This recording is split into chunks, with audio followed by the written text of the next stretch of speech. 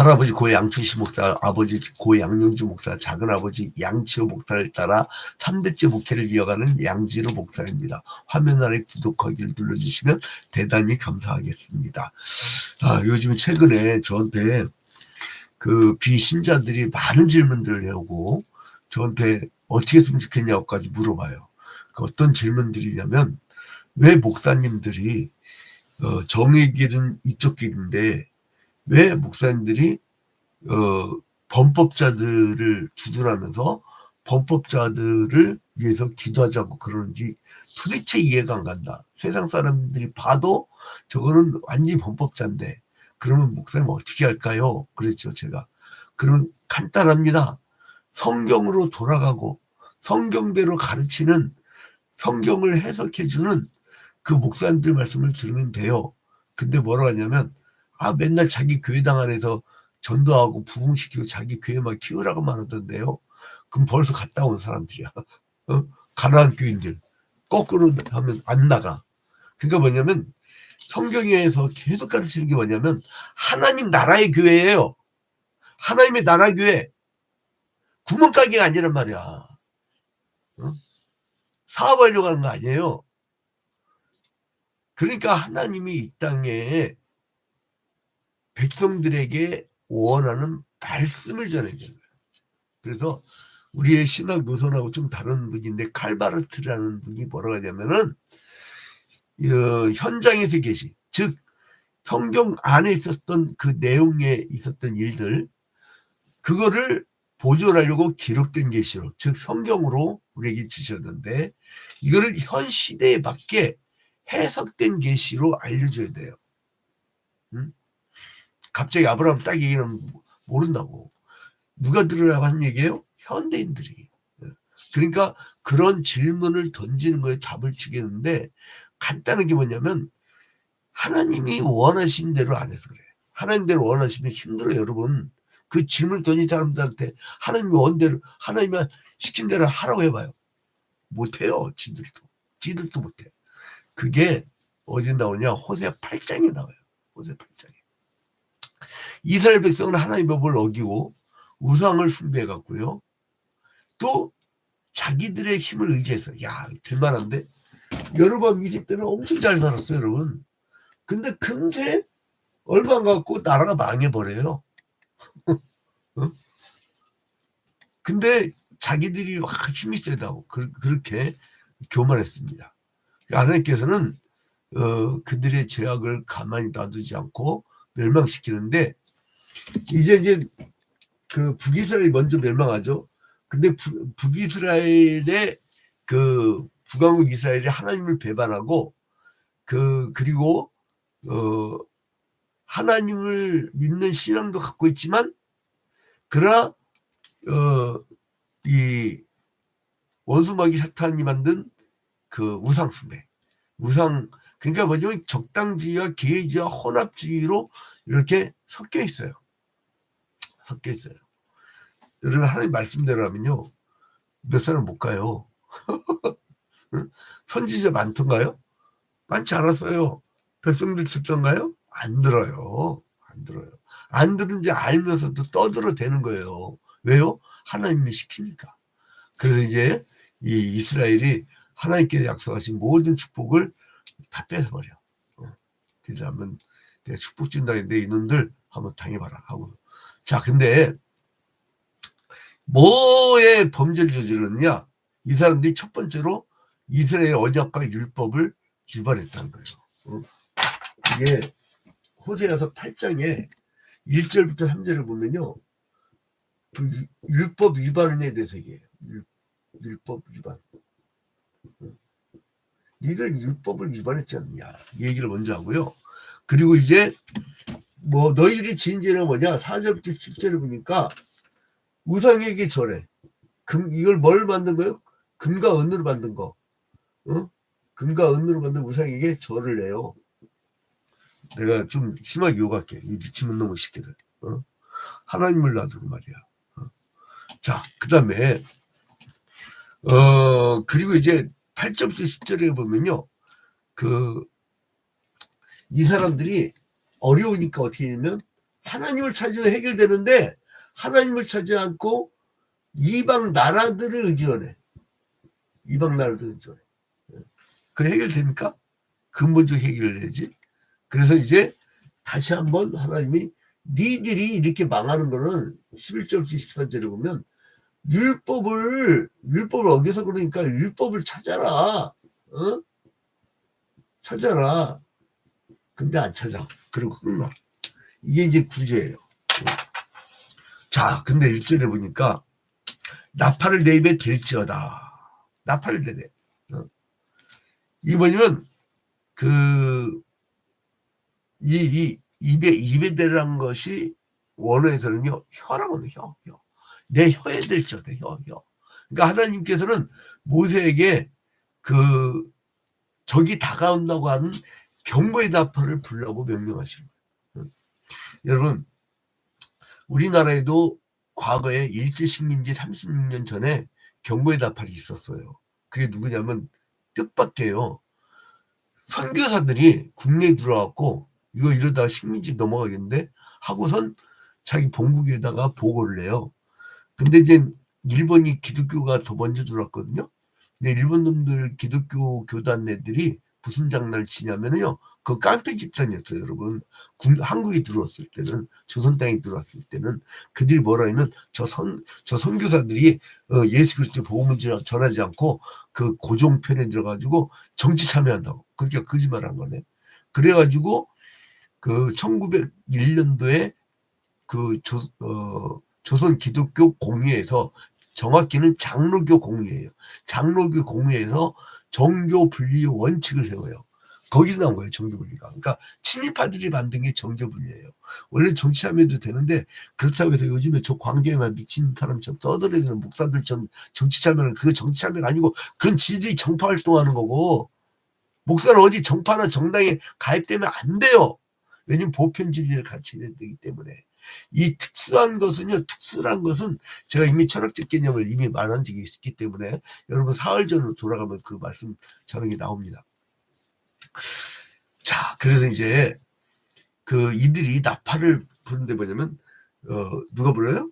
선지자가 부하고 그 경고의 나팔이거든요. 적군 쳐들어온다 하고 막루에 서가지고, 그 다음에 원수가 독수리처럼 여호와의 집에 덮치리니, 이거 뭐냐면 아수리인들이 독수리처럼 나타난다는 거예요. 이거는 뭐냐면 이 넷셀은 이게 좀 보니까 이 히브리어에서는요 그 독수리도 여러 종류 돼. 근데 여기서 보니까 넷셀이라는 거면요 썩은 고기를 먹는 독수리야. 썩은 고기를 먹는 독수리. 그러니까 이 독수리는 아주 잔인한 정책을 펴던 그 아수르를 상징하는 거예요. 근데 이게 역사 이래로요, 그 잔인한 권력, 잔인한 제국주의는요, 희한하게 독수리 문양을 써. 로마의 문양이 뭐였어요? 독수리 문양이었어요, 여러분. 그 마귀가 좋아하는 문양이 독수리인가 봐. 근데 이제 그래서 아무튼 이 독수리가 이제 너희들 칠 것이다. 벌써 이제 미래의 이야기죠. 호세아 선지자보다 미래의 이야기. 아수르가 독수리처럼 칠 것이다. 독수리. 그 독수리라는 걸 미리 얘기하는 거예요. 그래서 하나님께서는 여호와의 집에 독수리처럼 대적이 덮칠 것이라고 그래요. 이거 뭐냐? 이거 뭐예요? 이스라엘이 하나님과 언약을 어겼다는 거예요. 1절 봐봐요. 자, 1절 다시 봅니다. 나팔을 내 입에 댈지어다 원수가 독수리처럼 여호와의 집에 덮치리니 이는 그들이 내 언약을 어기며, 언약은 뭐냐면 베리트. 베리트는 뭐냐면 여러분 자르다는 거예요. 쪼개다는 거예요. 그러니까 언약을 어긴 쪽은 쪼개갖고 죽임을 당한다 이거예요. 함무라비 법전에 보면 그 고대 근동 지방에 함무라비 법전에 보면 무슨 얘기가 나오냐면 자기들끼리 부족과 부족 간에 언약을 맺을 때는 어떻게 하냐면요 고기를 갖다 놓고 가운데 잘라요.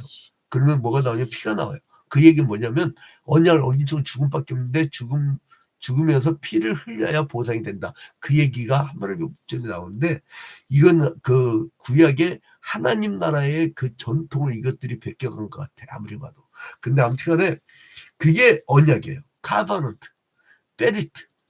그러니까 히브리어는 베리트, 영어로는 카바넌트. 그래서 이제 언약을 어떻게 떼고요? 어겼다는 거예요. 그리고 내 율법을 범함이로다. 율법은 뭐예요? 그 토라. 히브리어로는 토라고 그 영어로는 law. 그래서 이거는 율법. 근데 독수리는 용맹스럽고 날렵한 이미지를 갖고 있는데, 근데 뭐예요? 하나님과의 언약과 율법 뭐예요? 장구하고, 그리고 차분해야 볼 수 있고, 뭔가 달라요. 이 야스는 날렵하고 그냥 순간적으로 그냥 권력질투에 힘 확 뿌리하고 끝나는데, 그러니까 그게 철학적인 특수야, 그게. 근데 하나님 나라는 뭐예요? 보편이에요. 길어요. 차분해요. 그리고 이 전 우주적인 것을 바라봐요. 그래서 이 영성가들하고 정당에 속한 사람들하고 언어가 달라요. 언어가 달라. 자, 근데 이게 이놈들이 원하는 게 뭐냐면 종교인들 좀 가만히 있었으면 좋겠거든. 그래 권력이 잘 수 있으니까. 혹은 막 광장에 나와서 자기들을 위해서 막 떠들어주기를 바래.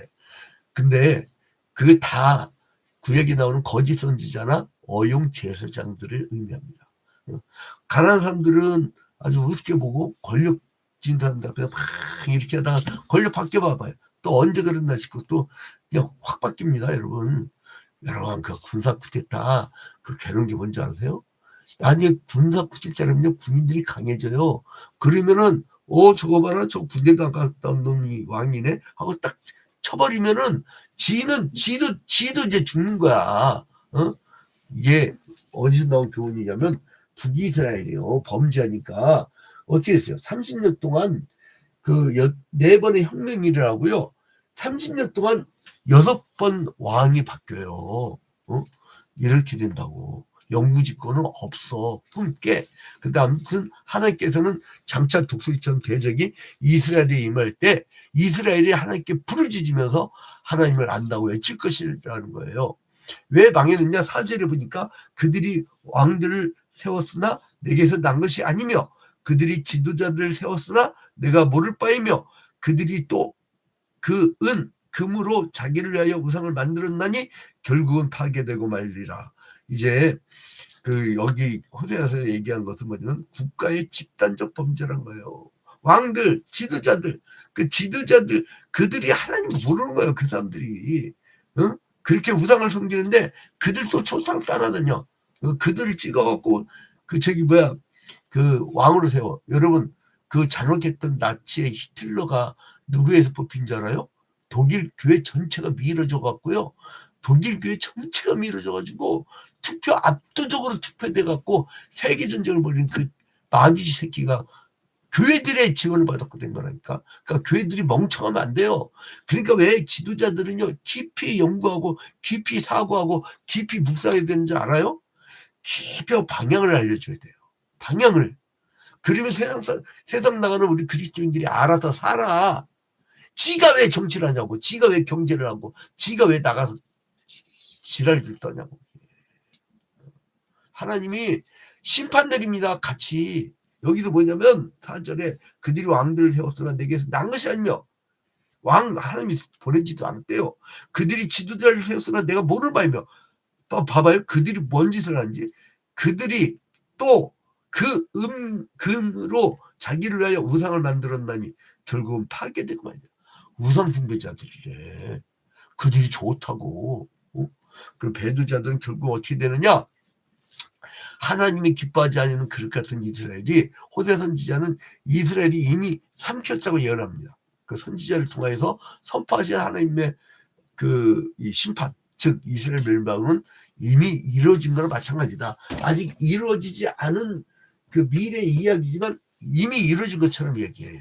자, 그래서 이거는 어떤 놈들한테 멸망당하냐? 9절 보세요.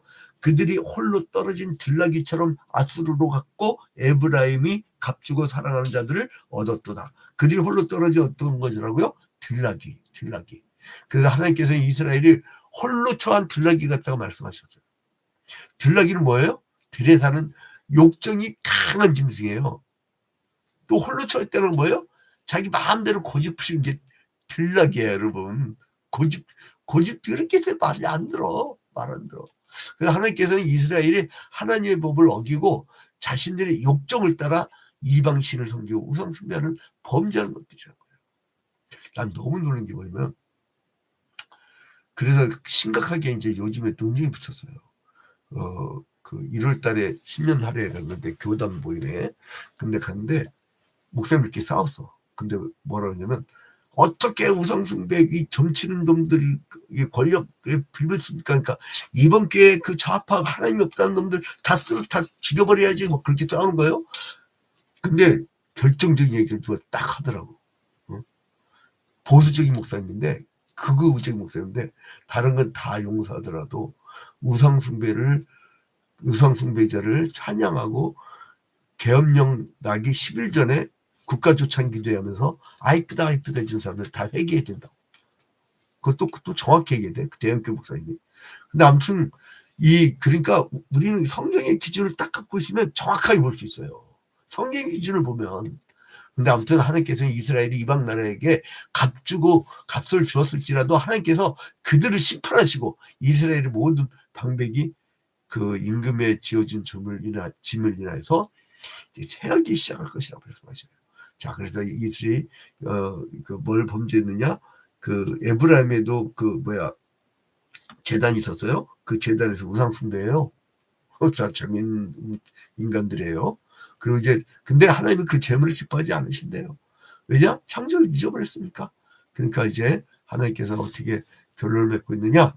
자, 하나님께서는 이스라엘과 맺은 언약의 내용을 다시 얘기해 주세요. 그러면서 어기면 너희들 이제 얄짤없다, 이렇게 이야기를 해요. 자, 그래서 12절에 내가 그를 위하여 내 율법을 만 가지로 기록하였으나 그들은 이상한 것으로 여기저다. 아니, 어떻게 가장 가까이 될 율법을, 구약시대는 율법이고 신약시대는 복음이에요, 용어가. 근데 이 율법을 낯선 것처럼, 이상한 것처럼. 이 시대 때는요, 재밌는 게 예레미야서를 보면 이게 비슷한 그 시대에 그 예레미야서를 보면 재밌는 게 나와요. 하나님이 심판 내린다고 니들 하나님의 법으로 돌아오라고 막 얘기하니까 사람들이 그 거짓 선지자나 어용 제사장들이 별일 없을 거라고, 2년 만에 돌아온다고 별일 없을 거라고 니들은 축복받게 돼 있다니까 그 말이 좋은 거야. 왜요? 여러분, 잘 되고 돈 많이 벌고 잘 될 거라는 말이 좋아요. 니들 그러다 망한다고 하는 말이 좋아요.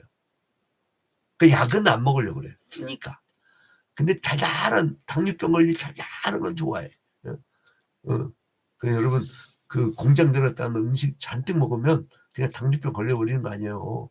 그 공산품 먹는 것이 아니라잖아요. 막 풀 뜯어 먹으면 그러니까 부패가 갖고요, 식고 과식해도 혈당 안 오르는 방법이 뭐냐면 야채 채소를 잔뜩 먹어.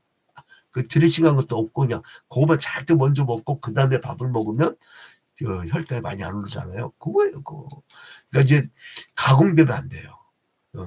율법은 인간이 순종하고 따르면 믿음이 자라고 복이 많은 거예요. 근데 여기서 보니까 이렇게 율법 안 따르도 복이 오는데 망하잖아. 망하잖아. 여러분, 지금 예수님이 재림 왕국이 올 거예요? 그러면 지금 말씀을 따르는 게 힘들어요. 좁은 문이라고 있어요. 다 넓은 문으로 간다는 거예요. 좁은 문이에요, 좁은 문. 근데 이 몇 사람도 들어가지 않는 좁은 문으로 가야 되는데 지금은 힘들지만 나중에는 큰 상급과 생명의 멸류관이 우리에게 주어질 줄로 믿습니다. 말씀 따라가세요. 근데 말씀 따라갔더니 그걸 하나의 상표로 해갖고 말씀 따라가라, 그 예수, 이런 상표만 뜩하니 걸어놓고 거기에 담기는 콘텐츠 정신은 얘기 안 하니까 국가 시스템이 이렇게 성경하고 멀리 가지. 성경대로 하면요, 토지는 내 것이라 아무도 매매하지 마라. 그게 성경 정신, 토지 공개념. 그리고 성경 정신이 뭐가 있어요? 유무상통. 사도의 발 앞에 다 팔아갖고 내어놓고 모두가 다 필요한 대로 나눠주는 평등, 분배. 그게 성경의 정신이에요. 그다음에 뭐예요? 사랑. 원수도 사랑하라고. 다른 정파가 있으면 그를 먼저 사랑하라는 거예요. 내 파만 사랑하니까 맨날 이 쌈판이지. 성경 정신 콘텐츠를 가르치라고, 제발. 그런데 제가 오늘 이 콘텐츠를 가르쳤으니까 여러분 이 말씀대로 이사회 나가서 적용을 해보세요. 각기 다양한 경제계, 문학계, 뭐 문화계, 뭐 여러 가지 예술계, 뭐 정치계 여러 쪽으로 우리 그리스도인들이 나갈 텐데 주의 뜻을 이 땅에 이루어지도록 여러분들이 힘써야 됩니다. 할렐루야.